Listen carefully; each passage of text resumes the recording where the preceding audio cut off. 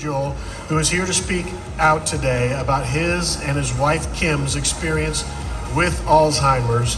Please welcome David McDavid, team captain of Kim's Crew and Gals and Guys. Kim's Crew of Gals and Guys, David McDavid. How you doing? Good, buddy. Great to meet you. Thank you. Thank you, Steve. I appreciate that. If y'all usually tune out speakers during this deal, I'd like to get you to listen for 1 minute because I want to get real. Good morning. Kim and my story is not much different than most of you out there, only she was 52 when we got the diagnosis. My experience with this disease is simple. The world doesn't understand it like they do other diseases. If someone has cancer, you envision chemotherapy, radiation, hair loss, and maybe a chance of survival. If you have Alzheimer's, people think, oh, they're just forgetful. So they kind of write it off as no big deal. Kim and I decided early on to expose Alzheimer's for what it is. It's an insidious disease. Right. So to do that, you have to speak about things that nobody ever wants to share. So guess what? I'm going to share.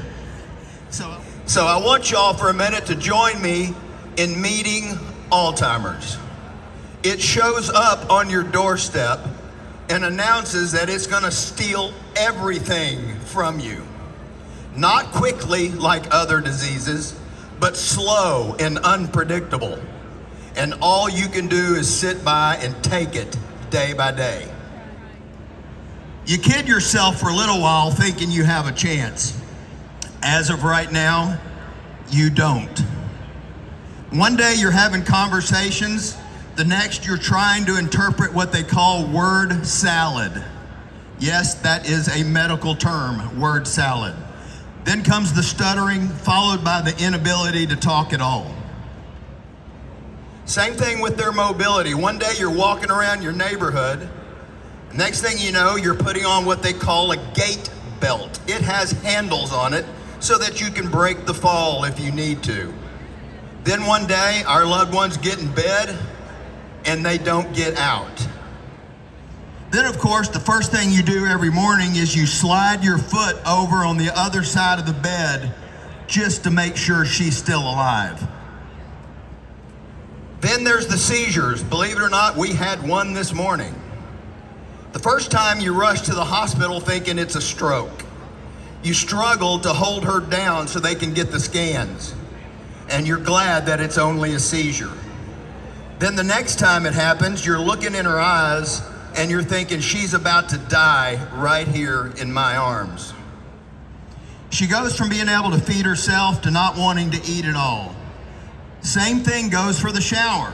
You might have to take a few punches just to get her hair washed.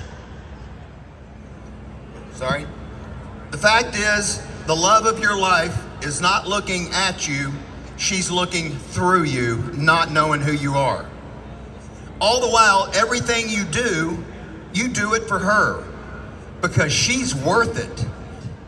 She co-authored the greatest love story ever lived with you, and she co-constructed your stairway to heaven. But then, she's taken the elevator. One day, she'll be gone and you'll be broken. After a bit, you'll begin to climb out of the deepest, darkest place you've ever been. You'd have to survive because she wants you to. This is no easy task. It takes everything you've got to make it through. And then it takes more. Excuse me. It's probably why so many people don't even really want to think about this disease. So there is something that's been a theme this morning, Steve. Along the way, there's caregivers, friends and family. I'm here to tell you these people are angels on earth. Think about it for a minute. They tend to someone that you love for years, caring for them in every way imaginable, becoming attached to them, keeping them fed, keeping them clean, keeping them safe, trying to make them happy, fighting to get the meds in.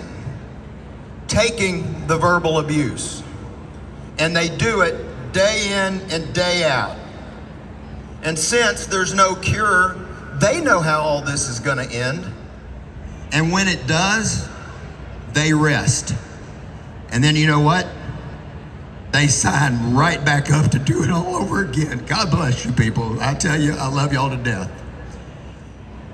On a good note, I am thankful, as I'm sure all of y'all are, with the recent advancements that we have in our disease area. That gives us hope. Hope is everything. And this association pours itself out for one mission, as you know, to end Alzheimer's. So thank you for your attention. I'd like to leave you with this one thought, and that is, I would not wish this disease on anyone, but I wish the perspective it has given me on life to everyone. God bless you and Godspeed. Thank you for listening to me. Thank you, Steve.